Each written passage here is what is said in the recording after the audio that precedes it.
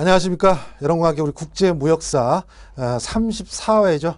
34회 기출문제를 같이 공부하게 된 김병수입니다. 우리 2014년 8월 2일 날 시행된 34회 국제무역사 기출문제를 같이 풀어보도록 하겠습니다. 그러면은 무역규범 문제 1번부터 같이 보도록 하겠습니다. 무역규범 문제 1번 봐주세요. 다음 중 우리나라의 대외무역 법령의 기준에서 수출 행위로 인정되기 어려운 거래는 그렇죠. 그렇기 때문에 기본적으로 기준이 되고 있는 법이 무엇인가를 문제에서 잘 살피셔야 되겠습니다.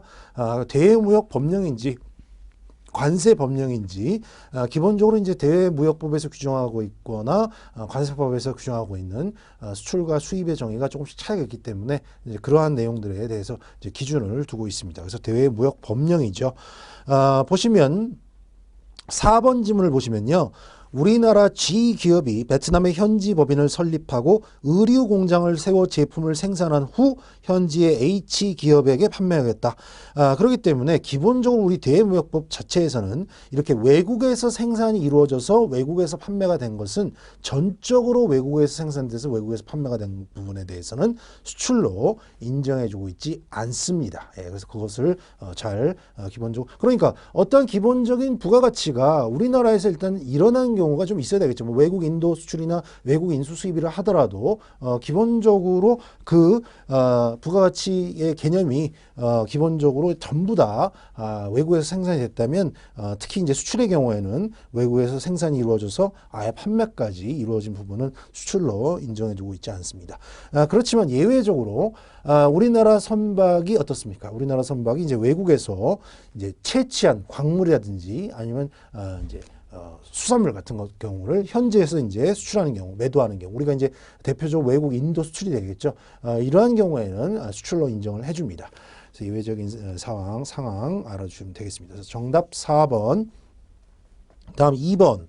다음은 우리나라의 대외무역 법령에서 규정하고 있는 용어에 대한 설명이다. 잘못된 것은 3번 지문을 보시면 외화 획득용 제품 동그라미, 그래서 제품이에요. 외화를 획득하기 위한 제품이란 수입한 후 생산 과정을 거친 상태로 외화 획득에 제공되는 물품 등을 말한다. 수입 후 생산 과정을 거친 상태 밑줄? 그렇죠. 지금 제품인데 또 이 제품을 가지고 생산 과정을 거친가요? 아니죠. 그렇기 때문에 바로 생산 과정을 거치지 아니한 상태죠. 왜냐하면 제품이기 때문에 이미 만들어졌지 않습니까? 그래서 이 만들어진 제품을 가지고 이제 판매를 해서 외화를 획득하기 때문에 이것은 생산 과정을 더 이상 거치지 않는 것이죠. 그래서 생산 과정을 거쳤다는 표현은 틀렸습니다. 생산 과정을 거치지 아니한 상태로 외화 획득에 제공되는 물품을 얘기하는 것이죠. 3번이 틀린 내용이 되겠습니다. 다음 문제 3번. 다음 중 우리나라의 대무역 법령 기준에서 수출 실적을 인정받을 수 있는 거래를 모두 기재한 것. 박스에 A번 보시면 국내 A기업이 국내 B기업으로부터 밑줄 내국 신용장을 수취한 후 원단을 공급했다. 그렇죠. 그래서 바로 이 국내 공급한 부분에 대해서도 수출 실적으로 인정을 해주는 것이죠. 그래서 그 국내 공급한 것에 대한 원재료에 대한 그 대금을 즉 개설은행이 내국신용장 개설은행이 대금 지급을 약속하는 내국신용장을 통해서 국내에서 물품 공급한 경우에도 수출 실적을 인정해주죠. 그 다음에 B. 산업통상자원부장관이 지정한 국내 C기업이 수출물품 밑줄 수출물품 포장용 골프항지 상자를 국내 D기업에게 공급했다.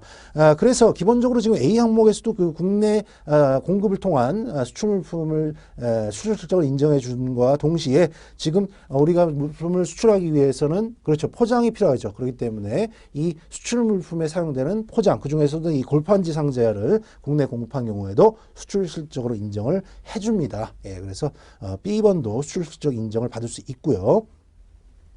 그 다음에 C 항목을 보시면 국내 이 기업이 개성공단에서 필요로 하는 재봉틀을 무상 동그라미 별표 무상으로 공급했다. 기본적으로 개성공단이라는 것은 이제 북한으로 반출되는 것이기 때문에 기본적으로 우리나라에서 이제 북한 반출될 때에는 수출 실적으로 인정해주기 위해서는 유상 어떤 대가를 반드시 받아야만 수출 실적으로 인정을 해줍니다. 그렇기 때문에 지금 우리 문제에서는 무상으로 반출했기 때문에 수출 실적으로 인정을 해주지 않습니다. 그 다음에 D. 국내 F기업이 러시아의 목재를 일본에 공급하고 밑줄 가득액을 취하했다. 우리 가득액이라는 표현은 대외무역법에서 어디에서 나오는 겁니까? 그렇죠.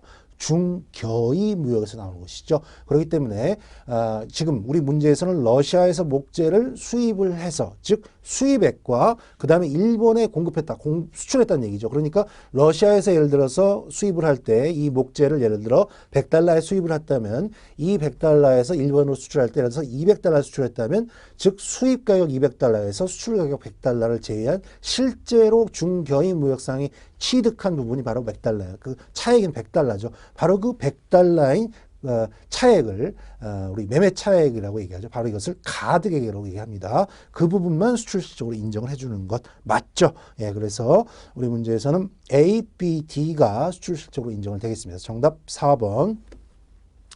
그 북한 반출할 때 유상으로 공급할 경우에만 수출 실적 인정해 주는 부분 다시 정확하게 반드시 알아두셔야 되겠습니다. 다음 문제 4번 보겠습니다. 다음 중 우리나라의 대무역 법령에서 수출 실적의 이전은 인정 시점이에요. 인정 시점이 외국한 은행 입금일인 것을 모두 기재한 것은 A 항목 보시면 외국인도 수출이죠. 외국인도 수출 인정 시점 외국한 은행 입금일 맞습니다. 중개무역도 외국한 은행 입금일 맞고요.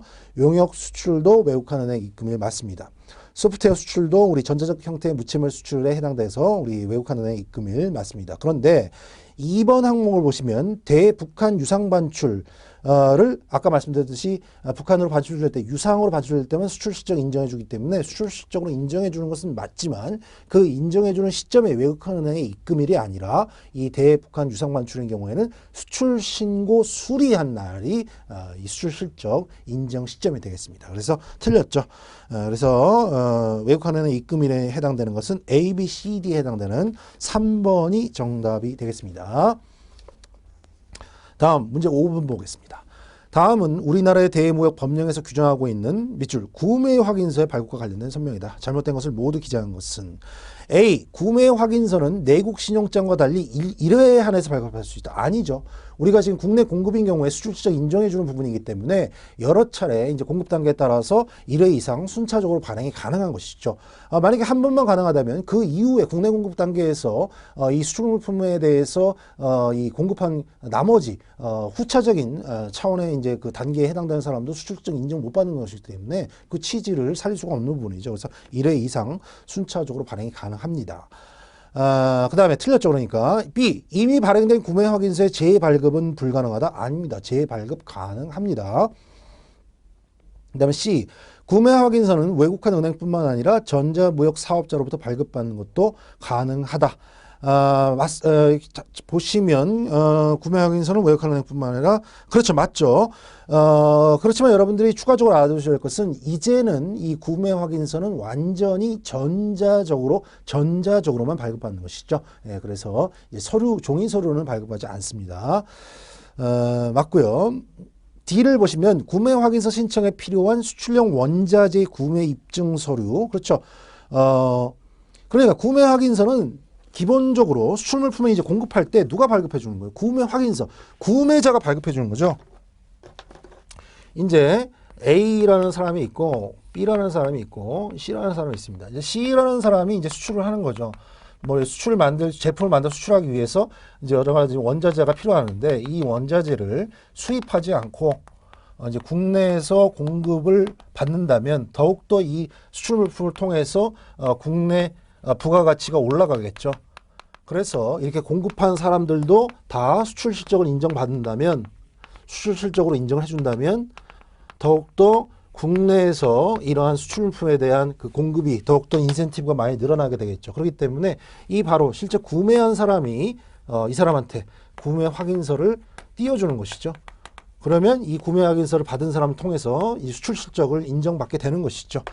바로 그 내용인데 보시면 수출 신용장, 구매 입증 서류에는 수출 신용장은 포함되지만 수출 계약서는 포함되지 않는다. 사실 이거는 그 문제 사실 좀 굉장히 쉬운 얘기죠. 수출 계약서 자체가 포함이 안 되면 무슨 의미가 있겠습니까? 예, 그래서 수출 계약서도 당연히 포함이 되죠. 예. 오늘 수출 계약서라는 것은 당사자들이 이러한 얼마의 물품의 어떤 가격에 대한 물품을 수출자가 수입자로부터 구매하기로 합의했다는 그러한 어떤 서류의 서면의 증명서 아닙니까? 예, 그것보다 더 확실한 입증 서류가 어디 있겠습니까? 그래서 수출 계약서도 당연히 포함이 되죠. 그렇기 때문에 잘못 기재된 것 A, B, D에 해당되는 3번이 정답이 되겠습니다. 그렇지만 이렇게 그 국내 그 공급으로서 수출적 인정을 받아주는 구매 확인서와 내국 신용장 경우에 가장 대표적인 차이점은 구매 확인서는 어떻습니까? 우리 무역 금융을 통해서 수출 실적 한도 없이 가능한 것이고, 이 내국 신용장은 기본적으로 신용장 방식에서 사용할 수 있는 것이고, 그렇죠. 일단 무역 실적이 있는 상태에서 사용할 수 있는 것이 되겠습니다. 그 정도 차이점이 있습니다. 그러나 구매하사 같은 경우에는 신용장 방식이 아니더라도 송금 방식이라도 이제 사용할 수가 있는 것이죠. 좋습니다. 다음 6번 보겠습니다. 다음은 우리나라의 대무역 법령에서 규정하고 있는 외화 획득과 관련된 설명이다. 가로 안에 이행기간이 모두 올바르게 기재된 것은 제가 기본 강의 드릴 때 몇 번 좀 설명드린 바가 있는데요. 기본적으로 여러분 외화 획득이라는 개념은 기본적으로 우리가 수출의 개념보다는 조금 더 그 범위가 넓은 것이다 라는 것을 조금 이해를 해 주셔야 되겠습니다. 그러니까 기본적으로 국내에서 그 거래가 이루어지다 하더라도 국내 거래를 통해서 외화를 획득했다면 그것도 외화 획득 범위에 보는 것이죠. 그렇지만 기본적으로 수출이라는 것은 그렇죠. 이 국내에서 물품 공급이 이루어지는 것은 아니죠. 그렇기 때문에 조금 더 수출보다 우리 외화 획득 범위가 조금 더 넓다라는 것. 보시면 이것은 가로 안에 이제 이행 기간인데요. 즉 외화 획득을 어느 정도 그 기간 안에 이행을 해야지만 외화 획득으로 인정을 해줬다. 즉 외화 획득의 이행 기간을 규정을 하고 있습니다. 먼저 A 항목 외화 획득용 원료 기재를 수입한 자가 직접 외화 획득에 이행을 하는 경우에는 수입 통관일 또는 공급일로부터 언제까지 외화 획득을 해야 돼요? 즉 2년이죠. 2년. 직접 외화 획득 이행하는 경우에는 2년입니다. 2년 안에 외화 획득을 실제로 해야 된다는 얘기죠. 다음 B, 다른 사람으로부터 이전 직접이 아니라 다른 사람으로부터 외화 획득용 원료 기재 또는 원료 기재로 제조된 물품 등을 양수한 자가 이제 받은 사람이 외화 획득 이행하는 경우에는 그렇죠. 양수일로부터 1년이 되겠습니다. 다음 C 항목 보시면 외화 획득을 위한 물품 등을 생산하거나 비축하는데 몇 년 이상이 걸리는 경우, 그렇죠. 기본적으로 이제 2년으로 보고 있어요. 그래서 우리가 지금 2년이라는 것은 조금 장기의 개념으로 보겠습니다. 2년 이상 걸리는 경우에는 그렇죠. 외화 획득 이행 기간은 생산하거나 비축하는 데 걸리는 기간에 상당하는 기간으로 외화 획득 이행 기간을 보고 있습니다. 그래서 정답은 1번이 되겠습니다. 숫자 규정은 딱 떨어지는 부분이기 때문에 출제위원들께서 내기를 좋아하시죠. 그래서 숫자 규정들은 잘 보셔야 됩니다. 다음 7번 보겠습니다. 다음은 우리나라의 대무역 법령에서 규정하고 있는 고시 및 공고에 대한 설명이다. 잘못된 것. 1번 질문을 보시면 헌법에 따라 체결 공포된 조약과 일반적으로 승인된 국제법규에 따른 의무의 이행, 생물자원의 보호 등을 위해서 필요한 경우를 위해서 통합공고를 운영하고 있다? 아니죠. 지금 앞에서 서술하고 있는 내용에 대해서는 기본적으로 우리 무역의 원칙은 뭐라고 말씀드렸습니까? 자유무역의 원칙이지만 예외적으로 이 무역을 제한하고 있다. 그 제한도 최소한 제한하고 있는데 최소한 제한하고 있는 사유가 바로 앞에 나오는 거죠. 헌법에 따라 체결 공포된 조약과 일반적으로 승인된 국제법규를 따르기 위해서 의무를 이행하기 위해서 최소한으로 무역에 제한을 할 수밖에 없고 생물자원을 보호하기 위해서 최소한으로 무역을 제한할 수밖에 없다는 얘기죠. 그래서 기본적으로 품목에 대해서 수출입을 제한하거나 금지할 수 있고 그러한 내역은 제한하거나 금지할 수 있는 물품을 수출입을 최소한으로 제한할 수 있는 내용은 어디에 규정하고 있어요? 그렇죠. 우리 수출입 공고에서 규정하고 있지 않습니까? 예, 통합 공고는 아니죠. 통합 공고는 우리가 기본적으로 자유스럽게 무역을 할 수 있지만 그 요건, 요령을 규정해 놓은 것이죠. 각 행정 50개가 넘는 행정법규에 세부적으로 그러한 수입 요령을 규정해 놓은 것을 이제 산업통상자원부 장관이 통합해서 모아놔서 공고한 것이 통합 공고가 되는 것입니다. 그래서 기본적으로 이 통합 공고에서 품목 대상은 자유롭게 무역을 할 수 있는 내용인데 그 요령을 규정해 놓은 것이 되겠습니다. 제한 사항에 관련된 것은 이제 우리 수출입 공고 품목, 그 다음에 이제 대표적으로 이제 전략물질 수출입 고시가 되겠습니다. 그래서 지금 1번의 내용은 그 제한 중에서도 수출입 공고에 대한 내용을 하고 있죠. 그래서 1번이 틀린 내용이 되겠습니다. 다음 8번 보겠습니다. 다음은 우리나라의 대무역 법령에서 규정하고 있는 원산지 표시 위반 물품에 대해서 취할 수 있는 시정 조치들이다. 올바른 것을 모두 기재한 것은 보시면 원산지 표시가 위반 기본적으로 여러 가지 상황이 있을 수 있겠죠. 원산지를 표시해야 되는 대상 물품인데 원산지를 아예 표시하지 않았거나 아니면 원산지를 이제 A로 표시돼야 되는데 원산지를 B로 다르게 허위로 표시됐거나 이제 그랬을 경우에 이제 취하는 조치들입니다. A번 보시면 원산지 표시의 원상 복구. 그렇죠. 적절하죠. B, 원산지 표시의 정정 및 말소. 적절합니다. 그 다음에 아예 원산지 표시 안 했을 때 원산지 표시 명령하는 것, 원산지 표시 해라는 얘기죠. 그 다음에 D, 위반 물품의 거래 또는 판매 행위의 중지. 그렇죠. 우리가 기본적으로 이제 언론에서 많이 보도되는 실제로는 중국산 고춧가루임에도 불구하고 이것을 이제 국산으로 원산지에 표시되어 있다면은 그렇죠. 그러한 품목에 대한 거래나 판매를 중지시켜야 되는 것이죠. 맞죠. 그런데 이번에 위반 물품의 반송 조치는 기본적으로 지금 이 우리 대무역법에서 규정하고 있는 그 시정 조치에는 해당을 하고 있지 않습니다. 예, 그렇기 때문에 대무역법에서 규정하고 있는 원산지 표시 위반 물품에 대해서 시정 조치할 수 있는 것으로 지금 규정되어 있는 것은 우리 구체적으로 대무역법 시행령 58조에서 규정을 하고 있죠. 예, 그래서 바로 A, B, C, D에 해당하는 내용을 가지고 있습니다. 정답 4번이 되겠습니다.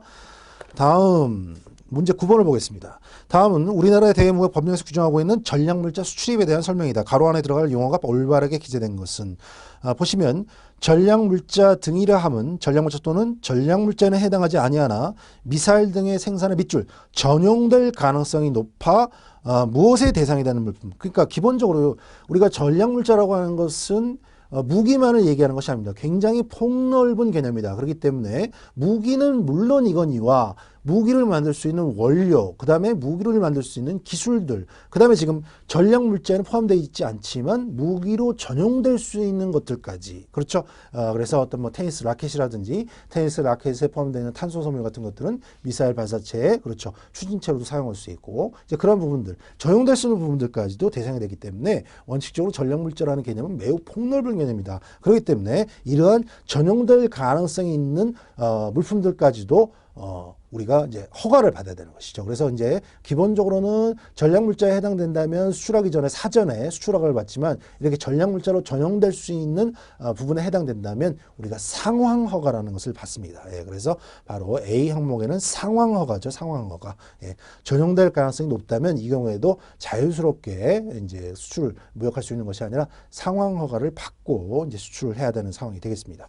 그래서 A 항목에는 상황 허가가 해당이 되며 바세나르 체제를 비롯한 국제 수출 통제 체제의 원칙에 따라 수출 허가 등 제한이 필요한 물품 등에는 물품, 소프트웨어 등 전자적 형태의 무체물 및 무엇 등이 포함된다. 그렇죠. 그래서 기본적으로는 바로 우리 전략 기술이라고 얘기하는 기술도 제가 아까 말씀드렸죠. 기술도 포함이 됩니다. 예. 그래서 B번 항목에는 기술, 우리가 전략 기술이라고 얘기하는 기술이 해당이 됩니다. 그래서 참고적으로 우리 과거에는 이런 기술들 여러 가지 그 소프트웨어 같은 이러한 내용들도 실제 설계 도면이나 유체물로서만 이제 우리가 이제 규제를 했었는데 요즘은 그렇지 않죠. 이메일이나 여러 가지 전송, 파일 전송 형태로도 받기 때문에 이제 개정이 최근에 이루어져서 이 부분에 대해서도 이제 사전 허가를 받아야 되는 대상이 됐다는 점 참고로 알아두십시오. 전략물자 판정을 받으려는 자는 물품 등의 용도와 성능, 기술 특성에 관한 서류를 구비해서 누구나 그렇죠. 우리 대표적으로 산업통상자원부 장관이 되겠죠. 산업통상자원부 장관이나 관계행정기관의 장에게 판정 신청. 왜냐하면 이렇게 폭넓은 개념이기 때문에 실제로 자신이 수출하고자 하는 물품이 전략물자에 해당이 되는 전혀 아니라고 생각하시는 분이 많겠죠. 자동차 페인트 누가 전략물자로 생각하겠습니까? 테니스 라켓 누가 전략물자로 생각하겠습니까? 그렇기 때문에 사전에 전략물자에 해당되는지 안 되는지를 확인해 보는 것이죠. 그래서 판정 신청할 수 있으며 이에 따른 전략물자 판정 실제 받으면 유효기간 너무너무 숫자 규정 잘 나온 것이죠. 바로 2년이 되겠습니다. 전략물자 판정 유효기간 숫자 규정 거의 대무역법 1순위입니다. 예, 그래서 2년. 그래서 이 내용이 다 맞는 내용이 2번이 정답이 되겠습니다. 다음 10번 보겠습니다. 다음 우리나라의 대무역 법령에서 규정하고 있는 수출입의 질서 유지에 관한 설명이다. 올바른 것 모두 기재한 것은 보시면 A번 무역거래자는 외화도피의 목적으로 물품 등의 수출 또는 수입 가격을 조작해서는 안 된다. 너무나 중요한 얘기죠. 너무나 중요한 얘기입니다. 그렇지만 잘 지켜지지 않는 부분들도 있겠죠. 예, 그래서 기본적으로 어떻습니까? 외화도피를 하기 위해서 이제 기본적으로 어때요? 이제 수출이나 수입 가격을 예를 들어 뭐 수입 가격을 예를 들어 100원 원래는 100원인데 그렇죠.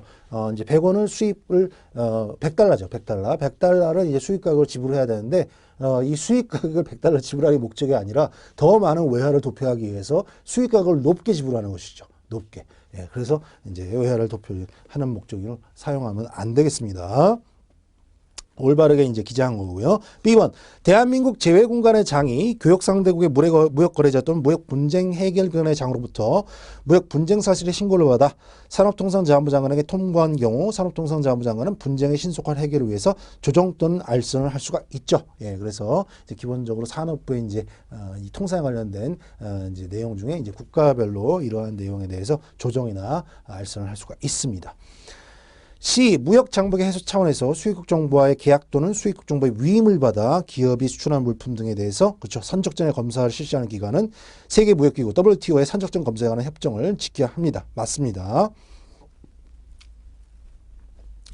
그러니까 지금 문제 D를 보시면 선적전 검사 관련해서 수출자와 선적전 검사 기관 간에 분쟁이 발생했을 경우 산업통상자원부 장관은 해당 분쟁에 관한 중재를 밑줄 무역위원회 아니죠. 아비트레이션 우리 중재라는 것은 대표적으로 우리나라에서는 대한상사중재원에서 처리하기 때문에 이 산업통상자원부 장관도 해당 중재에 관련된 사항은 무역위원회가 아니라 어떻습니까? 대한상사중재원에서 처리하도록 하고 있습니다. 그렇기 때문에 D 항목이 틀렸네요. 그래서 맞는 것은 A, B, C 4번이 정답이 되겠습니다. 다음 11번 보겠습니다. 다음은 우리나라의 대무역 법령에서 규정하고 있는 산업통상자원부 장관의 권한의 위임, 위탁에 관한 설명이다. 올바른 것은 그러니까 기본적으로 원칙적으로는 산업통상자원부 장관 해야 되지만 산업통상자원부 장관이 그 모든 일을 다 할 수는 없는 것이죠. 그래서 실질적으로 이제 주무부처의 그 실제 업무를 위임이나 위탁을 하는 경우가 있는데요. 그 관련 위임 위탁 규정이 이제 제대로 연결이 되어 있는 것을 알고 있는지는 물어보는 문제죠. 1번 산업통상자원부 장관이 위임 위탁하는 기관에는 소속기관의 장, 시도지사, 관계행정기관의 장, 세관장, 한국은행 총재, 한국수출입은행장, 외국환은행장, 대통령 즉 시행령으로 정하는 법인 또는 단체의 장이 있다. 이것은 기본적으로 어떤 업무에 관해서 규정된 것이 아니라 기본적으로 위임 위탁하고 있는 그 대상 기관들에 대해서 좀 열과 있는 내용이죠. 예, 맞게 올바르게 설명을 하고 있습니다.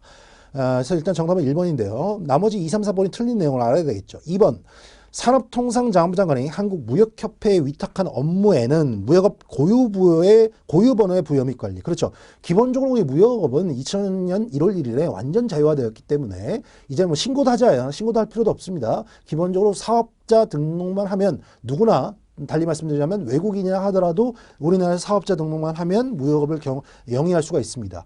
그러면 무역업 고유번호라는 것은 의무사항, 강제사항은 아니라는 것이죠. 그러면 무역업 고유번호라는 것은 바로 지금 말씀드린 대로 이 산업통상자원부 장관이 한국무역협회에다가 위임하고 있는데요. 이 무역업 고유번호라는 것은 기본적으로 강제사항, 의무사항은 아니지만 우리가 수출 실적, 즉 실적을 인정받기 위해서는 이 무역업 고유번호가 있어야 된다는 얘기죠. 그래서 추가적으로 여러분 이 무역업 고유번호는 강제사항, 의무사항은 아니라는 것이 되겠습니다. 그러니까 그 무역업 고유번호 그 무역협회 위탁 부분은 맞는데 해운업의 수출입 확인 요게 틀렸네요. 해운업의 수출입 확인은요 우리 실질적으로 해운업에 관련된 한국선주협회에서 이제 위탁을 받아서 하고 있습니다. 그래서 그 부분이 틀렸습니다. 이 전자적 형태의 무채물의 수출입 확인도 무역협회는 맞아요. 예, 그런데 해운업 수출입 확인은 벌써 해운업만 봐도 실제 업무 담당하기는 여러 전문적인 내용들이 많지 않습니까? 그래서 한국선주협회에 위탁을 하고 있죠.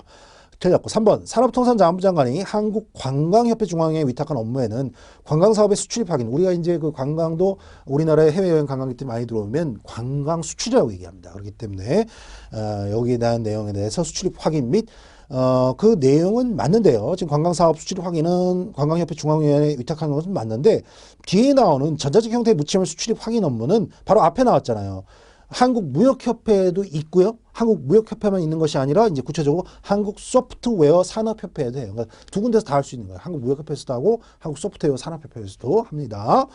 그렇지만 관광협회 중앙회는 아니죠. 네, 그래서 틀렸고 4번 산업통상자원부 장관이 외국한 은행의 장 및 전자무역 기반 사업자에게 위탁한 업무에는 밑줄 수출입 통계 데이터베이스 구축을 위한 전산관리 체제의 개발 및 운영. 우리가 기본적으로 이 수출입 통계 데이터베이스가 굉장히 중요한 이유가요. 기본적으로 우리가 무역 정책을 입안하는 데 있어서 기본적으로 이러한 그 무역 통계 무역 통계 이달에 아니면 올해 어느 지역에 어떤 물품이 수출과 수입이 일어났다.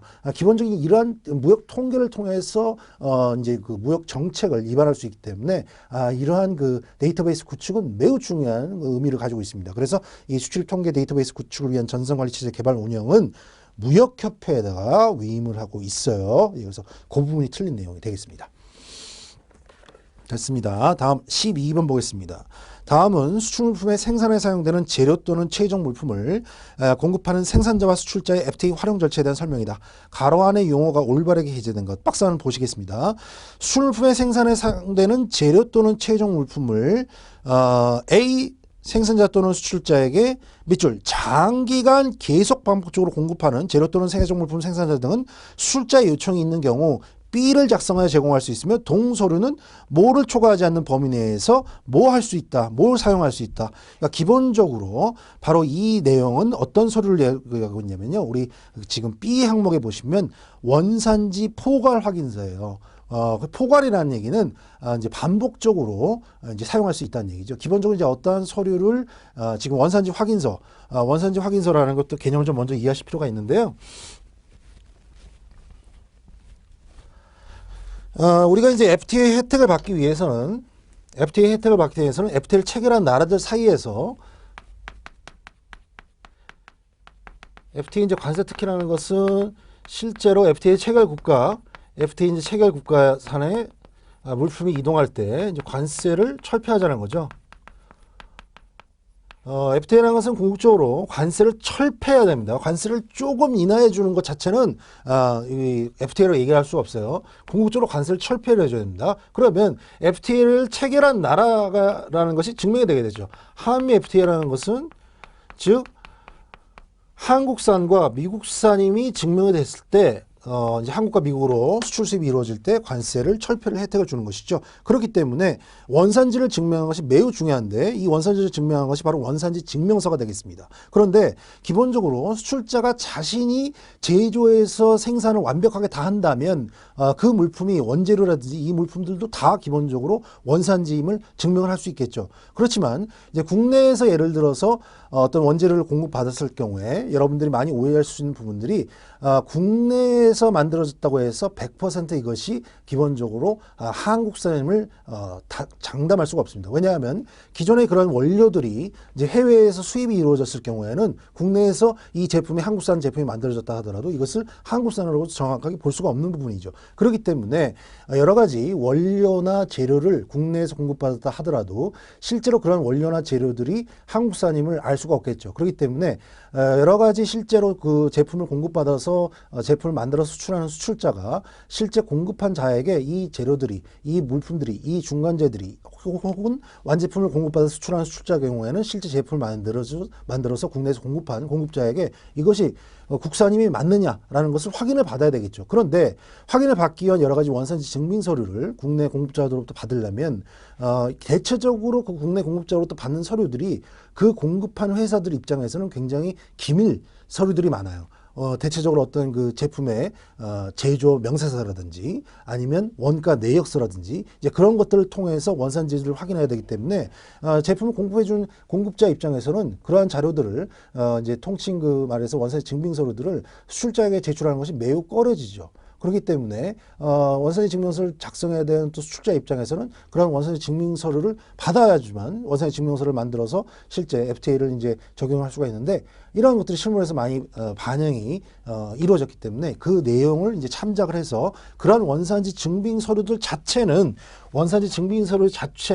이제 국내 공급자라든지 실제 이제 수출자가 이제 원산지 증명서를 작성을 해야 되는데 이 원산지 증명서 작성하기 위한 자료들이 필요한 거죠. 이제 그것을 원산지 증빙서류라고 얘기하는데 이 증빙 서류들을 공급자로부터 이제 받아봐야 되는 것이죠. 근데 공급자의 이 증빙 서류들이 대체적으로 다 기밀들이 많아요. 원가 내역서라든지 그렇죠. 제조 명세서라든지 그런 것들이기 때문에 잘 꺼내서 안 줬다는 것이죠. 그렇기 때문에 이 실제로 공급한 당사자가 내가 너에게 공급한 물품과 원재료는 국내산이 맞다라고서는 확인만 해주는 거예요. 실질적으로 뭐 제조가 어떻게 이루어져서 뭐 그런 내역들은 얘기를 안 하지만 원산지가 국산이면 맞다. 바로 그것을 원산지 확인서라고 얘기를 하는 거예요.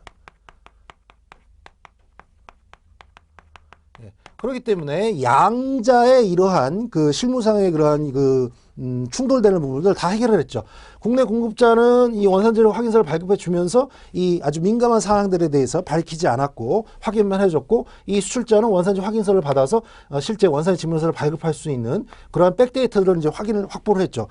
그렇지만 실제 나중에 수출이 일어나서 문제가 생겼을 경우에 이 제품이 실제 원산지가 맞느냐라고 했었을 때는 이 원산지에 대한 수출자가 이것에 대한 그 입증 책임을 지는 것이 아니라 원산지가 맞다라고 확인해 준 이 공급자가 책임을 지도록 되어 있습니다. 그렇기 때문에 수출자 입장에서도 이게 정말 원산지가 맞는 것은 이 원산지 확인서만 가지고서는 알 수가 없죠. 확인할 수 있는 부분이 없어요. 그렇기 때문에 원산지가 맞다라고서 그냥 확인해 준 것이기 때문에 바로 향후에 문제가 생긴다 하더라도 그것에 대한 너 원산지가 맞아라고 확인했을 때 이 수출자가 책임을 지는 것이 아니라 입증 책임을 지는 것이 아니라 바로 이 원산지 확인서를 발급한 공급자가 확인을 해주는 것이기 때문에 아주 그 타당성이 있는 내용이 되겠습니다.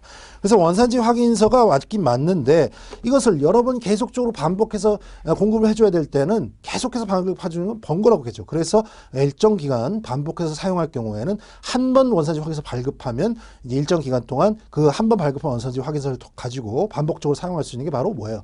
포괄 원산지 확인서가 되는 거예요. 원산지 포괄 확인서를 얘기하고. 그렇기 때문에 바로 동일한 A 항목은 동일한 생산자 수출자가 되겠죠. 그 다음에 B 항목은 원산지 포괄 확인서가 되고, 바로 그 원산지 포괄 확인서를 반복적으로 사용할 수 있는 기간이 12개월이에요. 12개월. 그렇죠? 예, 그래서 정답은 2번이 되겠습니다. 그래서 여러분들은 지금 그 원산지 확인서의 개념을 먼저 좀 이해를 하시라고 제가 조금 오랫동안 좀 설명을 좀 드렸습니다. 됐고요. 다음 13번을 보도록 하겠습니다. 다음은 전자무역의 개념 및 특징에 대한 설명이다. 잘못된 것은 3번 지금 보시면은 기존의 종이 신용장을 전자신용장으로 대체하는 것은 신용장의 발행, 유통, 결제에 이르는 신용장 프로세스 자체의 단순화는 이루어졌지만 은행의 역할에 대한 본질적인 프로세스상의 변화는 전혀 없다. 그럴 거면 전자무역 왜 하나요? 그렇죠. 은행의 역할 변화를 일으키는 등 그렇죠. 본질적인 프로세스상의 변화를 가져오는 것이죠. 이 전자무역을 통해서. 그래서 3번 지문이 잘못됐습니다. 뭐 이것은 크게 어렵지 않습니다. 13번 보겠습니다. 다음은 간접 수출의 절차 중에 하나인 내국 신용장의 전자에 대한 설명이다. 잘못된 것은 4번 질문 보시면은 내국 신용장 매입 업무의 전자를 위해서 신용장 방식의 대금 결제 과정에서 발행되는 환어음도 전자화돼요. 그러니까 우리가 그 전자 내국 신용장이 아닌 일반적인 내국 신용장 같은 경우에는 그렇죠. 이제 환어음이 사용이 되는데 이 전자 내국 신용장 같은 경우에는 환어음이 폐지됐다는 거죠. 그래서 환어음 대신에 판매 대금 추심 의뢰서가 이제 사용이 됩니다. 판매 대금 추심 의뢰서. 이건 좀 별표 하나 쳐두세요. 이거는 다시 또 반복해서 출제될 가능성이 매우 높습니다. 예. 전자 내국 신용장에서는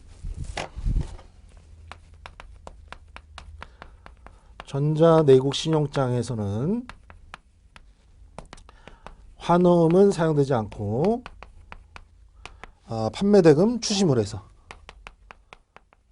판매 대금 추심 의뢰서가 사용된다. 네, 요거 좀 알아두실 필요가 있겠습니다. 그래서 지금 4번 지문 틀린 내용이 되겠습니다. 이것은 반복적으로 좀 출제될 가능성이 매우 높습니다. 잘 알아두셔야 되겠습니다. 다음 15번 보겠습니다. 다음 중 수출입 화물의 총량 관리를 위해서 세관에 제출하는 서류를 시스템화한 것으로서 밑줄 항공기나 선박의 적재함을 총괄 목록을 제출하는 것을 의미하는 것은 기본적으로 어떤 운송수단에 어떤 물품이 얼마나 어떻게 적재됐다는 것을 나타내는 서류가, 그렇죠. 우리가 적하 목록, 매니페스트라고 얘기를 하는데요. 그러면 이 적하 목록을 통해서 이러한 운송수단, 선박이나 항공기에 어떤 물품이 얼마 실렸다는 것을, 적재됐다는 것을 알 수가 있는 것이죠. 그런데 이것을 기본적으로는 이러한 선박회사, 선사나 항공사에서 다 취합해서 세관에 제출해야 되는데요. 이것을 전자적으로 했다는 거죠. 그렇기 때문에 원칙적으로는 이 선사나 항공사에서 이 취합해서 세관에 제출해야 될 이 적합 목록 부분을 전자적으로 지금 총괄 목록 제출하는 시스템, 매우 편리해졌겠죠. 그래서 바로 그것을 4번 지문에 MFCS라고 얘기합니다. Manifest, 그렇죠. 적합 목록 Manifest를 C, Consolidate, 총합해서 통합해서 이제 세관에 제출하는 내용이 시스템이 되는 것이죠. 전자적으로. 4번이 정답이 되겠습니다. 16번 보겠습니다. 다음은 해외 검색 엔진 마케팅에 대한 설명이다. 올바른 것 모두 기재한 것은 A번 보시면 단기적인 노출 효과 극대화를 위해서는 검색 광고보다는 검색 엔진 최적화가 더 효과적이다. 아니죠. 우리가 기본적으로 단기적으로 노출이 되려면 광고가 더 효과적이죠. 그래서 틀렸고 B번 검색 엔진 마케팅은 구글 마케팅이라도 불린다. 그렇죠. 우리 검색 엔진 시장의 90% 이상을 지금 구글이 장악하고 있기 때문에 구글 마케팅이라도 불립니다. 맞습니다. C번 중요한 키워드는 검색 로봇이 쉽게 찾을 수 있도록 홈페이지 태그에 우선시켜야 된다. 그렇죠. 맞습니다. 그렇죠. 기본적으로 이 검색 로봇이 쉽게 찾을 수가 없다면 자세히 홈페이지를 찾을 수가 없겠죠. 그렇기 때문에 홈페이지 태그에 이제 중요한 키워드로 우선 위치시키는 것이 맞습니다. D번 보시면은 최적화를 위해서는 밑줄 이미지 중심으로 텍스트를 보완해서 시각화 효과를 구해야 된다. 아니죠. 우리가 최적화를 위해서는 기본적으로 뭐예요? 홈페이지를 이제 키워드를 통해서 이제 키워드라는 것은 기본적으로 텍스트를 이용하는 것이죠. 텍스트 위주로 구성을 하도록 해야 됩니다. 그래서 이미지 중심이 아니죠. 그래서 틀렸고요. 2번 홈페이지 URL의 차수는 가능한 한 3단계 이상 길게 구축해야 된다. 길게 구축하면 검색 로봇이 쉽게 찾아낼 수가 없잖아요. 그렇기 때문에 짧게 3단계 이하로 짧게 구축을 해서 검색 로봇이 쉽게 찾아서 이제 예를 들어 해외 구매자가 해외 바이어가 뭐 자사의 제품을 뭐 예를 들어 자동차면 자동차, 만년필은 만년필만 딱 쳐도 한국의 이 만년필 회사로서 검색 찾아질 수 있도록 검색 로봇이 쉽게 검색할 수 있도록 이제 짧게 구성을 해야 되겠습니다. 그래서 틀렸고요. F 항목을 보시면 검색 엔진 광고의 경우 타깃 국가의 언어로 맞춤형 광고가 가능하죠. 그래서 바로 이제 최근에는 이러한 온라인 마케팅을 통해서도 이제 수출 마케팅 아주 많이 이루어지고 있죠. 그래서 맞습니다. 그래서 정답은 올바른 것 2번이 정답이 되겠습니다. 다음 17번 보겠습니다. 다음 보기와 같은 사례로 관세법상 관세 감면을 받고자 한다. 다음 설문 중 올바른 것은 박스 하나를 보시면은 A 항목 중국으로 부품을 수출하여 중국 현지에서 폴라로이드 카메라 즉 사진기를 만들었어요. 사진기를 만들어서 재수입했습니다. 그런데 이 수출한 물품과 수입 물품의 HSK 그 10단위가 일치하지 않고요.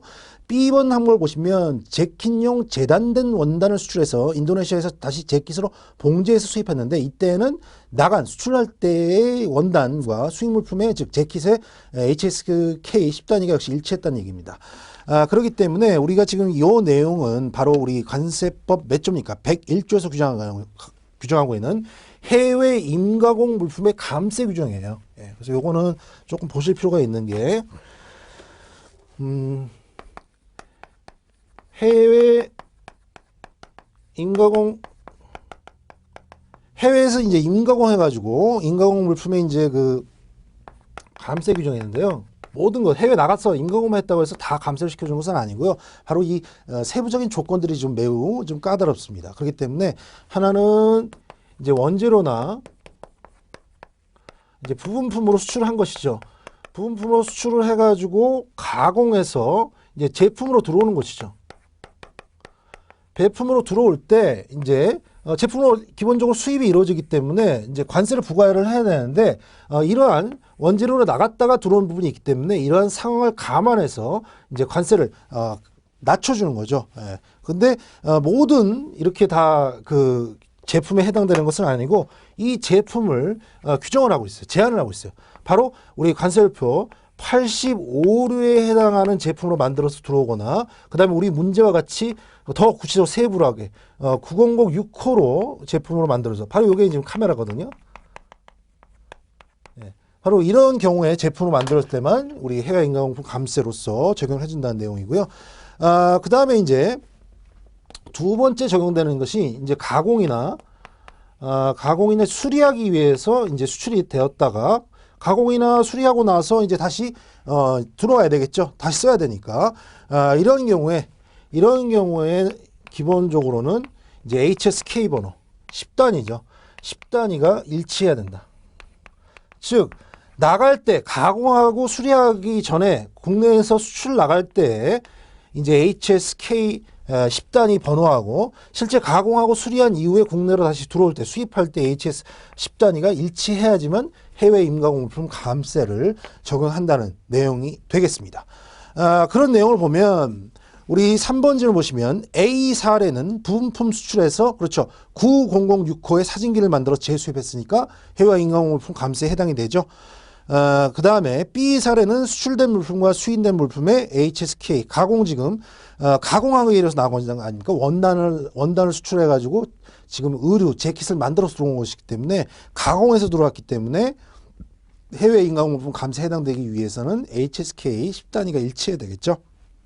그래서 두 사례 모두 해외 임가공물품 감세에 해당이 됩니다. 그래서 정답은 3번이 정답이 되겠습니다.